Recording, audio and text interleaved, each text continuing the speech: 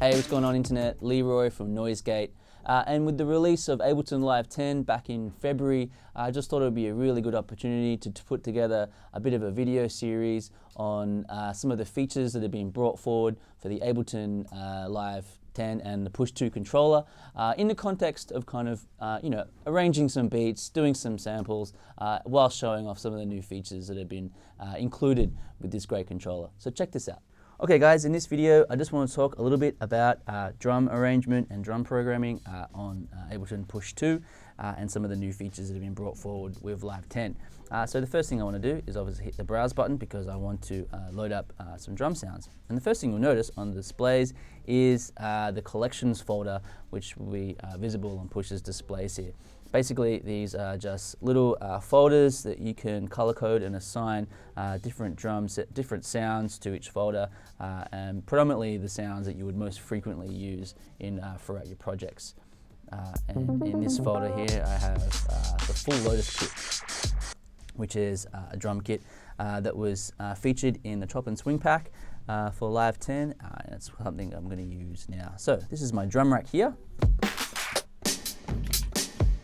This is a step sequencer up here. This is where you're able to step sequence individual drum sounds to create a pattern, and I'll come back to this section a little bit later. So the first new feature is the capture feature, which is essentially Ableton Live 10 is now listening to all of our incoming MIDI information. So if you find that you're just noodling around and come up with an arrangement that you like but didn't hit the record button, it's now easy to bring up that clip or that performance that you just done, and I'll show you how that works.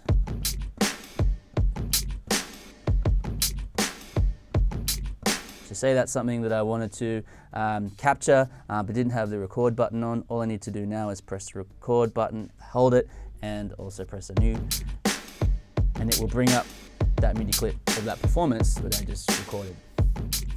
Now if I hold the clip button as well, new feature for Live 10, it also shows us the MIDI information that's displayed in that particular clip.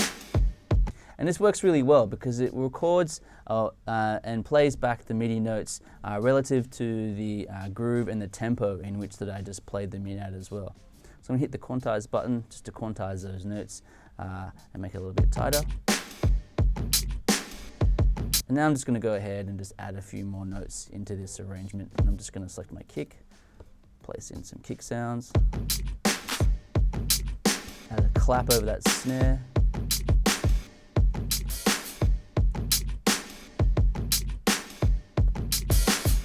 cool.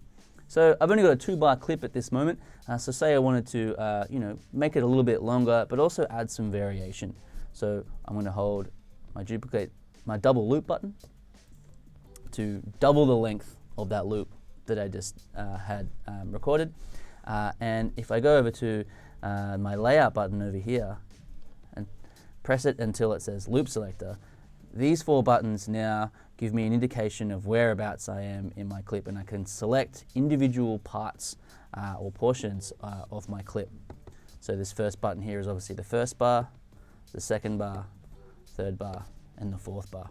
So say I wanted to select the second bar and add some variation towards the end of the second bar. I can now do that by just selecting this portion and just entering in some notes or just recording them in.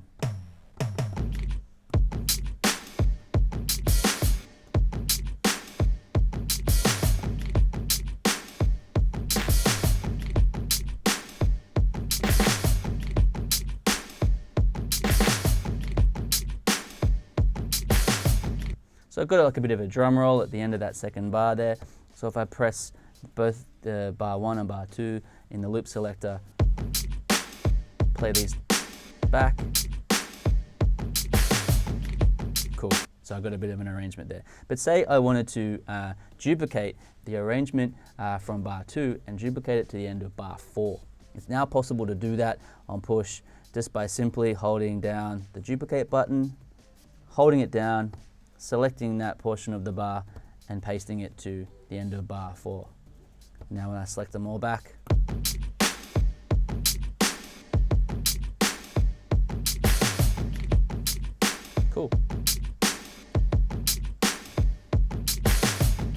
So this is just a really quick and easy way of being able to put together some drum arrangements quite quickly and efficiently.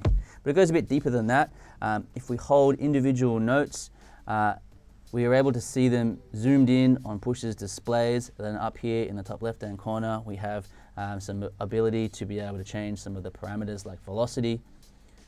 You'll notice the note's opacity or the brightness of the color of the note will actually change color dependent on how much velocity I'm actually applying to that particular note. So this is really good for creating, like, drum patterns with lots of groove and lots of sort of like human swing. I can actually nudge the notes around, change the length of notes. This would probably be more applicable to sounds with long, like an instrument. And you can fine tune the length of them as well. And it also works over holding a series of notes as well. Hold down a series and edit the parameters of all of them in one go.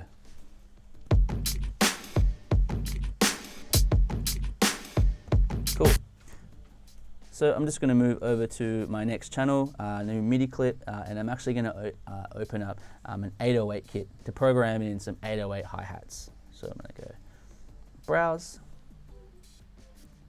In this folder here, I believe they are. Yeah, just a standard 808 core kit. Load that. Cool.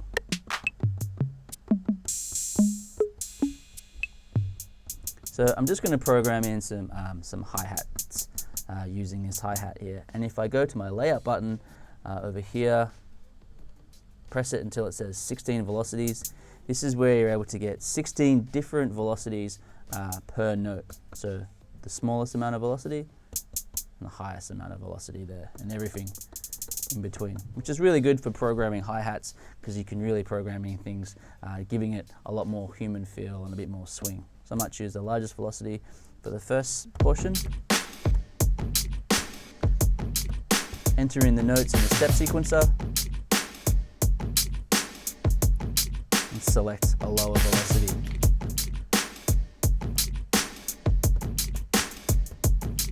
And you notice also the pads will reflect the steps that have a higher or a low velocity based on the darkness or the brightness of the pads here. Same again, hold the clip button. Now we can see the MIDI information for that particular arrangement there. And I might even just overdub that using the note repeat to enter in some 30-second notes.